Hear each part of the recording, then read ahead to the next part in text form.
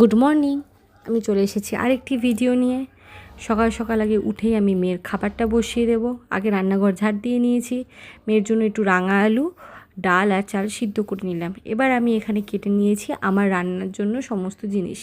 মেয়ের রান্না হতে হতে আমি আমার রান্নার জন্য যা যা লাগবে সব কেটে রেডি করে রেখেছি। কী কী রান্না করব সেটা আমি আপনাদের পরে দেখাবো। এবার আমি পুরো ঘর ঝাড় দিয়ে নেব। যেহেতু একা থাকি মেয়েকে নিয়ে, তাই মেয়েকে একটা ঘরে এভাবে ওয়াকারে বসিয়ে রেখে তবে আমাকে কাজ সারতে হয়, কারণ সারা বাড়িতে কেউ থাকে না। তাই আমি মেয়েকে রেখে ঝাড় দিয়ে নিলাম। মেয়ে তো দরজা খোলা পেলেই বেরিয়ে যায়, তাই ওকে রেখে দিয়ে ঝাড় দিয়ে আমি আবার গেট বন্ধ করে দিলাম যাতে ও বেরোতে না পারে। তো সব ঘর ঝাড় দেওয়ার পর মেয়ের খাবার হয়ে গেছে, মেয়েকে খাওয়াতে বসে গেছি। কার্টুন দেখতে দেখতে মেয়েকে খাইয়ে দিলাম। এবার আমি চলে গেলাম একটু ডিম সেদ্ধ বসাতে, আর মেয়ের জন্য ডাল সেদ্ধ করা ছিল, সেটা একটু ভাত দিয়ে দিলেই আমার ডাল হয়ে যাবে। এই যে বসিয়ে দিয়েছি আমি ডাল, রাঁধুনি শুকনো লঙ্কা ফোড়ন দিয়ে আর একটু পেঁয়াজ দিয়ে ডালটাকে করে নেব। এবার আমি এইদিকে ডিম সেদ্ধ হচ্ছে, মেয়েকে তার মধ্যে আমি স্নান করিয়ে চলে গেলাম এসিটা চালিয়ে ঘুম পাড়িয়ে দিতে, কারণ এসি চালিয়ে দিলে মেয়ে অনেকক্ষণ ঘুমাবে। এবার আবার আমি চলে যাব রান্নাঘরে মেয়েকে ঘুম পাড়িয়ে দিয়ে। রান্নাঘরে দেখুন আমি পোস্তটা বসিয়ে দিয়েছি। এইদিকে একটু ব্যাট পাঁপড় ভেজে নেব। চাটনি দিয়ে ব্যাট পাঁপড় আমাদের রোজ থাকে মোটামুটি। এই গরমের দিনে একটু চাটনি পাঁপড় হলে বেশ ভালোই লাগে। এবার আমি চলে যাব পরের রান্নায়। এখানে হচ্ছে ডিমের ঝাল করছি, এবার করছি চাটনি।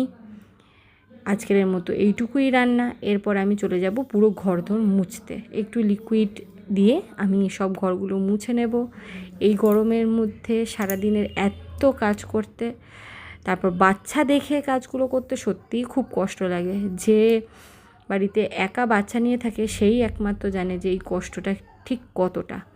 একদিকে বাচ্চাকে দেখা, আরেকদিকে ঘরের কাজ করা। এবার আমাদের খাওয়া দাওয়া হয়ে গেছে, আমি সব ময়লাগুলোকে এবার তুলে নেব। খাওয়া দাওয়ার ভিডিওটা নেওয়া হয়নি, এত কাজের তাড়নায় বুঝতেই পারছেন। এবার আমি সব বাসনগুলো মাজবার আগে একটু ভাত ছিল, সেটা আমি একটু পাখিকে দিয়ে দিলাম। মাঝে মাঝেই আমার ভাত থাকলে আমি ওরা পাখিকে দিই। দেখুন থালাটা বসে বসে ওরা ফাটিয়েই ফেলেছে। এবার আমি সব বাসনগুলো ধীরে ধীরে মেজে নেব। অনেক বাসন জমেছে, যেহেতু যে আমাদের কাজ করে সে আসেনি, তাই আজকে সব কাজের দায়িত্ব আমার ওপরে। এই লিকুইড সাবান দিয়ে আমি সব বাসনগুলো ধুয়ে নেব। ওইদিকে মেয়ে ঘরে ঘুমাচ্ছে, আমার বর তাকে দেখছে। তো সেই ফাঁকে আমি সমস্ত রান্নাঘরের কাজগুলো সেরে স্নানটা করে নেব। পুজো আমার বরই আজকে করে নিয়েছে, তাই পুজো আমি দেখাইনি।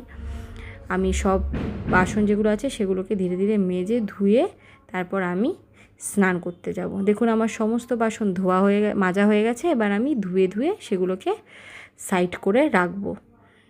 একবারে সব মেজে নিয়েছি যাতে একবারে ধুয়ে রাখতে পারি। ওইদিকে স্ল্যাবটা মুছে নিয়ে বাসনগুলো সেখানে আমি উপুর করে দিচ্ছি। এখানে বাসনগুলো মাজা হলে আমি স্ল্যাবটা পরিষ্কার করে নেব সবগুলো উপুর করে দিয়ে। তো দেখুন আমার সব বাসন ধোয়া হয়েছে। এত বাসন মেজেছি, মেয়ের বাসন, আমাদের বাসন মাজার পর এবার আমি স্ল্যাবটাকে ভালো করে সাবান দিয়ে পরিষ্কার করে নেব, যাতে এটার মধ্যে কোনো নোংরা না থাকে। রান্নাঘর পরিষ্কার রাখলে বেশ ভালোই লাগে, তাই রান্না করতে আর কোনো সমস্যা হয় না। এরপরে রান্নাঘর পরিষ্কার থাকলে যেন পুরো বাড়িটাই পরিষ্কার লাগে। কিন্তু এখানে দেখুন বাসন ধুতে গিয়ে এত বাসন ধুয়েছি যে বেসিনে একটা পুকুর তৈরি হয়ে গেছে। এখানে আমি বোতলে জল ভরে নিচ্ছি, আর এখানে একটা পুকুর হয়ে গেছে। এবার আমি ঘরে চলে এসেছি সব কাজ সেরে স্নান করে। মেয়েকে দেখো, সে খুশিতে এসি চলছে বলে ঠান্ডায় সে নাচ করতে শুরু করে দিয়েছে ঘুম থেকে উঠে। তাই মুখে একটু ফল খাইয়ে দিলাম। আমি একটু রেস্ট নিয়েই আবার রান্নাঘরে চলে যাব কাজের জন্য। এবার দেখুন আমি রান্নাঘরে চলে এসেছি মেয়ের খাবার বসাতে। এখানে একটু চাল, একটু ডাল, একটু কুমড়ো সেদ্ধ বসিয়ে দিয়েছি মেয়েকে খাওয়াবো বলে। সিটি পড়ছে না বলে আমি একটু হাত দিয়ে সিটিটা আনার চেষ্টা করছিলাম। এবার আমি মেয়েকে খাওয়াতে বসে গেছি। মেয়ে তো নেচে দিলে আবার এসির দিকে তাকাচ্ছে বারংবার, যে ওকে এসি চালিয়ে দিতে হবে তবে ও খাবে। এই যে নেচে নেচে খাচ্ছে। এবার আমি রাত্রির হয়ে গেছে, রাতের খাবার দাবার সেইভাবে কিছু খাইনি, হালকাই খেয়েছি, তাই দেখানো হয়নি। জামা কাপড়গুলো তুলে নিয়েছি, ওই জামা কাপড়গুলো ভাঁজ করব। ঘরেই শোকাতে হচ্ছে, ছাদে যেতে পারছি না। আমি এবার জামা কাপড়গুলো সব ভাঁজ করে নিলাম।